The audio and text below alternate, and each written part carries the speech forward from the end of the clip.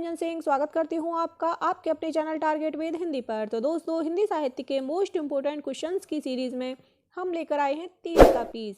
इसी 30 के पीस के माध्यम से हम पिछले वर्षों में आए हुए तथा आगामी परीक्षाओं में अति संभावित प्रश्नों को टॉपिक वाइज एक्सप्लेन करते हुए क्लियर करते चलेंगे।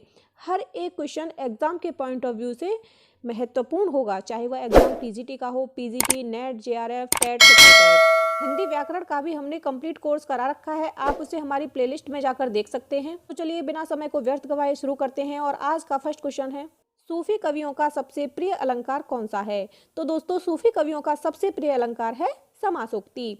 भारतीय अद्वैतवाद में जो स्थान माया का है, सूफी काव्य में वह स्थान किसका है? तो दोस्तों, वह स्थान हो जाएगा शैतान का। भारतीय अद्वैतवाद में जो स्थान माया का है वह सूफी काव्य में शैतान का है। पद्मावत को प्रकाश में लाने का श्रेय किस आलोचक को है? तो दोस्तों, पद्मावत को प्रकाश में लाने का श्रेय है आचार्य रामचंद्र शुक्ल को। ये जो पद्मावत है इसकी रचना की थी मलिक मोहम्मद जायसी ने। यही पद्मावत जायसी के यश का आधार है। पद्मावत में चित्तौड़ के राजा रत्नसेन और सिंघलदीप की राजकुमारी पद्मावती के प्रेम, विवाह एवं विवाहोत्तर जीवन का चित्रण मार्मिक रूप में हुआ है। नेक्स्ट क्वेश्चन है, पद्मावत में वर्णित प्रतीकात्मक शब्द हृदय किसके लिए प्रयुक्त हुआ है? तो जो हृदय शब्द है यह सिंघलदीप के लिए प्रयुक्त हुआ है। वहीं परम सत्ता का प्रतीक मानी गई है पद्मिनी। अगर बात करें पद्मावत की भाषा की, तो पद्मावत की भाषा है साहित्यिक अवधि। इसकी कथा वस्तु का जो पूर्वार्ध भाग है उसको आलोचकों ने काल्पनिक माना है। अब बात कर लेते हैं नेक्स्ट क्वेश्चन की। तो दोस्तों, पद्मावत का कौन सा खंड है जो हिंदी साहित्य की अनुपम निधि माना जाता है? तो जो नागमती वियोग खंड है यह हिंदी साहित्य की अनुपम निधि माना जाता है। नेक्स्ट क्वेश्चन है, किस ग्रंथ को पद्मावत की छाया कहा गया है? तो दोस्तों, पद्मावत की छाया गया है चित्रावली को। ये जो चित्रावली है इसकी रचना उस्मान ने की थी। उस्मान ने अन्य कवियों को चित्रावली से बढ़कर प्रेम कथा लिखने की चुनौती दी। दोस्तों, उन्होंने कहा, जाकी बुद्धि होय अधिकाई, आन कथा एक कहे बनाई। उस्मान ने इस रचना का उद्देश्य बताया अमर होने की इच्छा पूर्ति करना। नेक्स्ट है, किस काव्य ग्रंथ का कथानक पद्मावत से प्रभावित है? तो दोस्तों, छिताई वार्ता का कथानक पद्मावत से प्रभावित है। ईश्वर दास कृत सत्यवती कथा के नायक कौन हैं? तो दोस्तों, नायक की बात की जा रही है, तो नायक कौन है? ऋतुपर्ण। ये जो ईश्वर दास कृत सत्यवती कथा है इसको हिंदी प्रेमाख्यान परंपरा की प्रथम कृति के रूप में उल्लेख किया है। नेक्स्ट है, उस्मान कृत चित्रावली का नायक कौन है? तो इसका नायक है दोस्तों सुजान।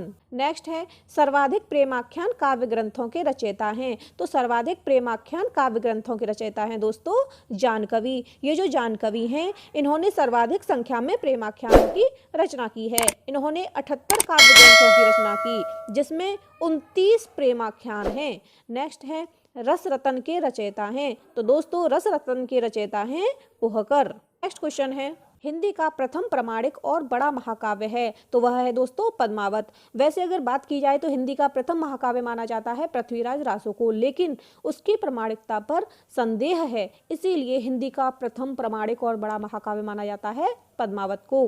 हिंदी राम भक्ति काव्य धारा के आदि प्रवर्तक हैं। तो हिंदी राम भक्ति काव्य धारा के आदि प्रवर्तक हैं दोस्तों रामानंद। महाभारत के किस शीर्षक में विष्णु के 6 अवतारों का उल्लेख है? तो दोस्तों, महाभारत के जो अनुगीता शीर्षक है उसमें विष्णु के 6 अवतारों का उल्लेख है। वाराह, नरसिंह, वामन, मत्स्य, राम और कृष्ण, इस तरह से 6 अवतारों का उल्लेख है। राम की भावना किस पुराण में मानी गई है? तो दोस्तों, राम की भावना मानी गई है वायु पुराण में। राम की पादुका के अवतार माने गए हैं। तो राम की जो पादुका हैं उनके अवतार माने गए हैं दोस्तों काठकोप। ये जो काठकोप हैं यह आलवार संत थे। अगर आलवार संतों की संख्या की बात करें तो आलवार जो हैं वह संख्या में 12 थे। 7वें आलवार भक्तों का नाम जो राम के अनन्य भक्त थे, तो दोस्तों 7वें आलवार भक्त का नाम है वह है कुलशेखर। ये राम के अनन्य भक्त थे और ये केरल के चेरवंशी राजा थे। वाल्मीकि रामायण का भाषानुवाद किसने किया? तो वाल्मीकि रामायण का भाषानुवाद किया दोस्तों विष्णुदास ने। वाल्मीकि रामायण में विष्णु और राम का कोई संबंध नहीं है और न ही राम अवतार के रूप में हैं। वे केवल मनुष्य हैं, महात्मा हैं, धीरोदात्त नायक हैं। नेक्स्ट है तुलसीदास को काल काल का वाल्मीकि किसने कहा है। दोस्तों तुलसीदास को अनेक उपनामों से जाना जाता है, तो जो तुलसीदास जी हैं उनको काल काल का वाल्मीकि कहा है नाभादास ने। भक्तमाल के टीकाकार हैं, तो भक्तमाल के टीकाकार हैं दोस्तों प्रियादास। गोस्वामी तुलसीदास जी के गुरु थे, तो गोस्वामी तुलसीदास जी के गुरु कौन है, वह है नरहरिदास। ये जो तुलसीदास जी हैं ये रामानंद की ही शिष्य परंपरा में आते हैं और इन्हीं के द्वारा राम भक्ति को पूर्ण प्रतिष्ठा प्राप्त हुई। हिंदी में हनुमान जी की आरती है, उसके रचयिता भी रामानंद जी ही हैं। नेक्स्ट क्वेश्चन देखते हैं।